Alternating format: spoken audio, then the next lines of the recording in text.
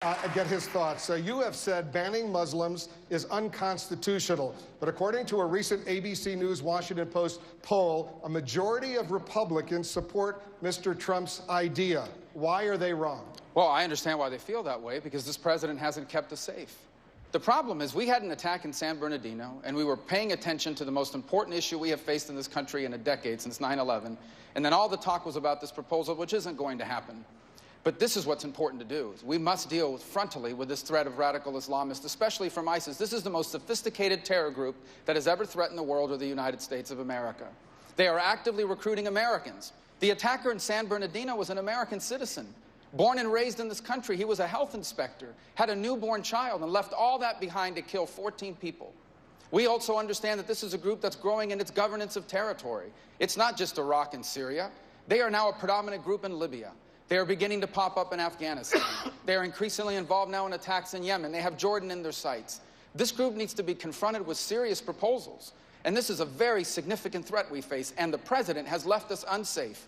He spoke the other night to the American people to reassure us. I wish he hadn't spoken at all. He made things worse, because what he basically said was, we are going to keep doing what we're doing now, and what we are doing now is not working. Hugh Hewitt, you have a question. Senator Cruz, you've said you disagree with Mr. Trump's policy.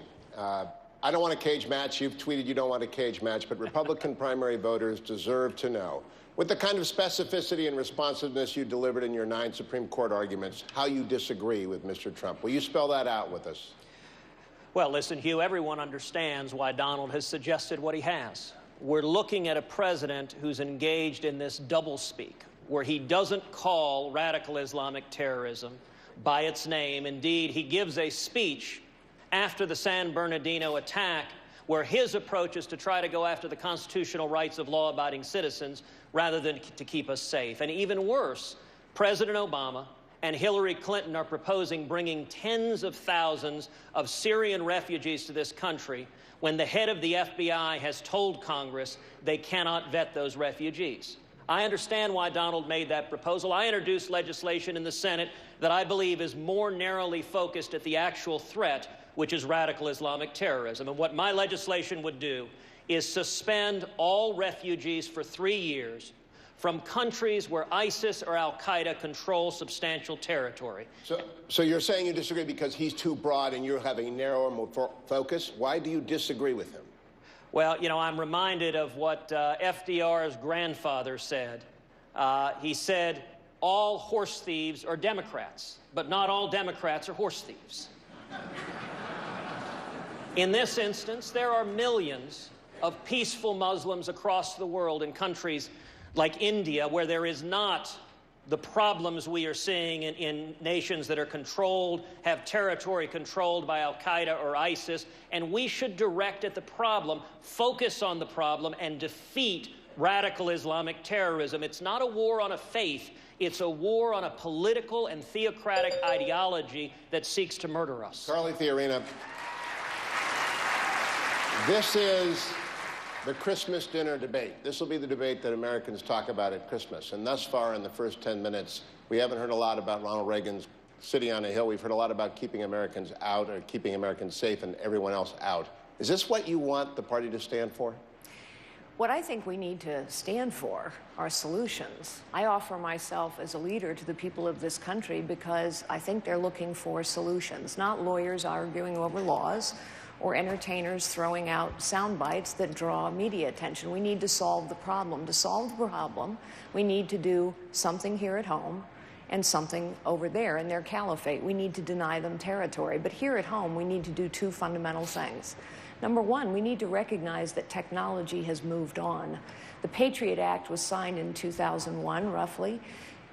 The iPhone was invented in 2007. The iPad was invented in 2011.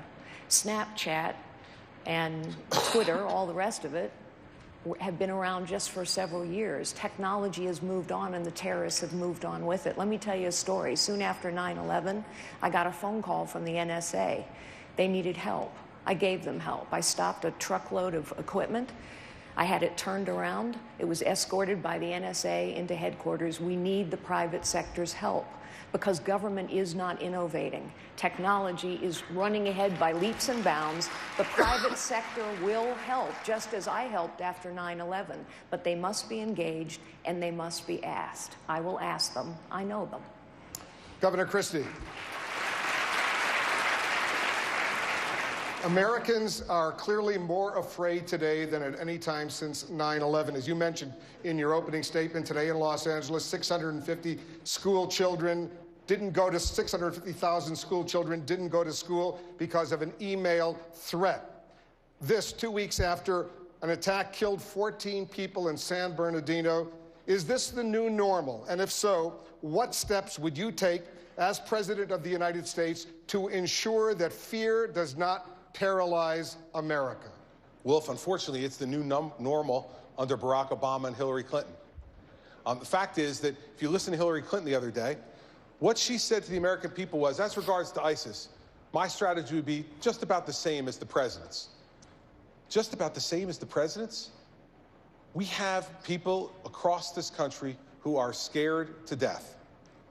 Because I can tell you this, as a former federal prosecutor, if a Center for the Developmentally Disabled in San Bernardino, California, is now a target for terrorists, that means everywhere in America is a target for these terrorists. Now, I spent 7 years of my life in the immediate aftermath of September 11th doing this work, working with the Patriot Act, working with our law enforcement, working with the surveillance community to make sure that we keep America safe. What we need to do, Wolf, is restore those tools that have been taken away by the president and others. Restore those tools to the NSA and to our entire surveillance and law enforcement community. We need a president who's going to understand what actionable intelligence looks like and act on it. And we need a president and a cabinet who understands that the first and most important priority of the President of the United States is to protect the safety and security of Americans. As someone who has done it, I will make sure it gets done again.